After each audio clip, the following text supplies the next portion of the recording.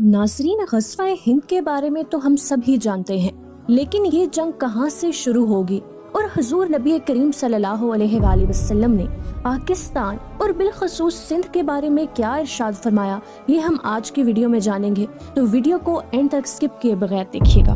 नाज़रीन, ग़ज़वा हिंद वो जंग है जो कि हिंदुस्तान में दीन हक की सरबुलंदी के लिए लड़ी जाएगी और पूरा हिंदुस्तान मुसलमान फतह कर लेंगे।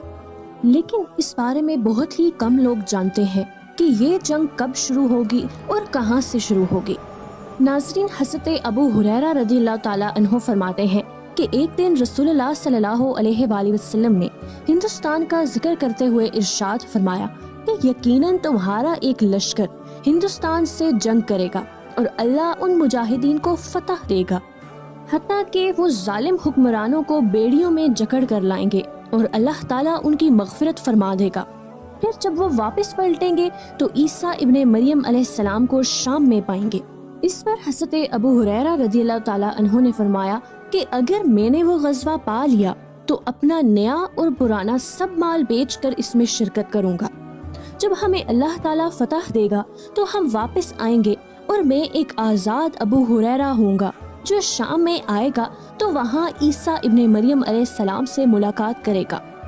या रसूलुल्लाह सल्लल्लाहु अलैहि वसल्लम, उस वक्त मेरी शदीद ख्वाहिश होगी कि मैं उनके करीब पहुंचकर उन्हें बता सकूं कि मुझे आपकी सोहबत का शर्फ हासिल है। नाज़रीन, बाज़ लोगों का कहना है कि हज़रत उमर फारूक रज़ियल्लाहु ताला अन्हु के दौर में हिंदुस्तान पर जो मुहिम जोई हुई वही ग़ज़वा हिंद है। बाज़ लोग कहते हैं कि मोहम्मद बिन कासिम की फतह ही ग़ज़वा हिंद है। लेकिन नाज़रीन, हदीस मुबारका के मुताबिक ग़ज़वा हिंद हज़रत इमाम मेहदी अलैहिस्सलाम के ज़माने में होगा। जब मुसलमान इस जंग से फतह याब होकर वापस जाएंगे तो हज़रत ईसा अलैहिस्सलाम का मुल्क के शाम में नज़ूल हो चुका होगा।